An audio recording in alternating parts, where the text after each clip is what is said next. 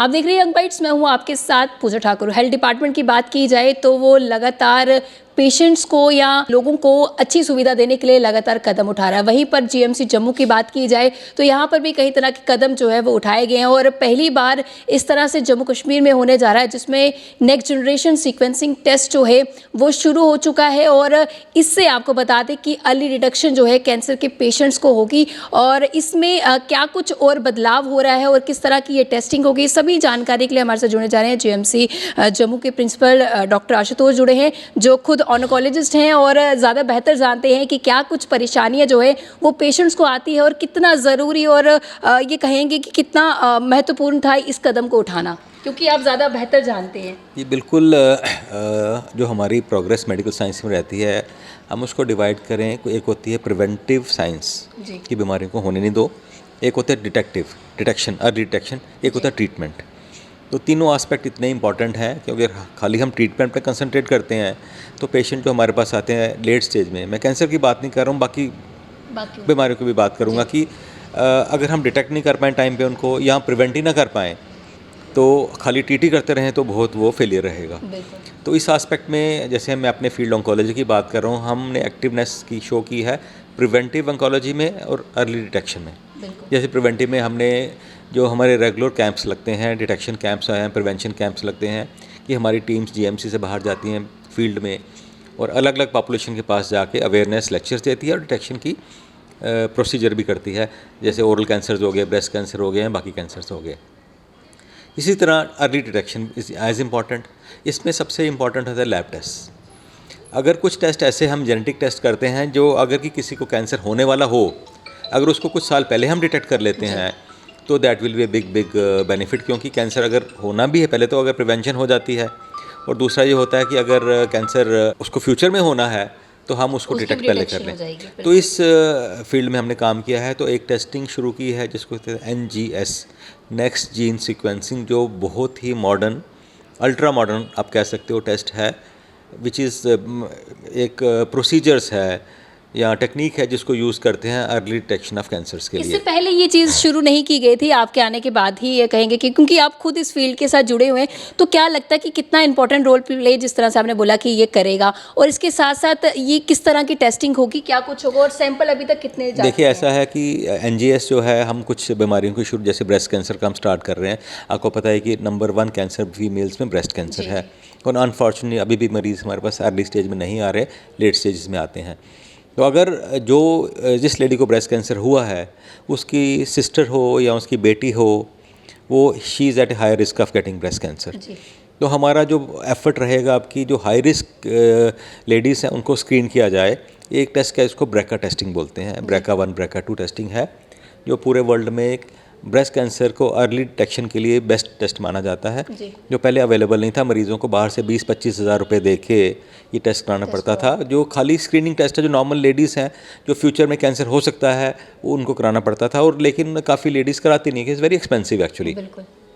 तो उसको हमने फ्री ऑफ कॉस्ट यहाँ पे, I am very happy to please to say rather कि हमने ये फैसिलिटी जीएमसी में स्टार्ट की है। तो आस्ता आस्ता बढ़ाएंगे। फर्स्ट बैच हम 20 पेशेंट्स का सैम्पल्स कम कर रहे हैं, बहुत ही जल्दी इसी हफ्ते के एंड में हम सैंपल्स इकट्ठा कर रहे हैं। रादर ट्रीटमेंट शुरू हो चुका है, प्रोसीजर हैज़ बीन स्टार्टेड।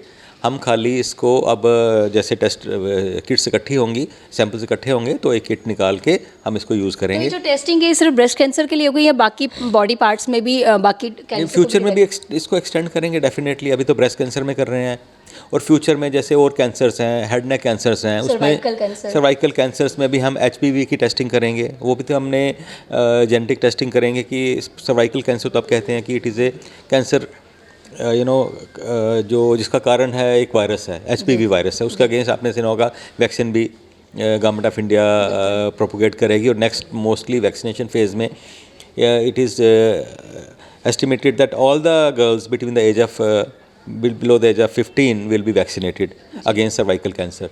उसकी भी हम टेस्टिंग स्टार्ट कर रहे हैं बहुत जल्दी। Rather it is also on the way.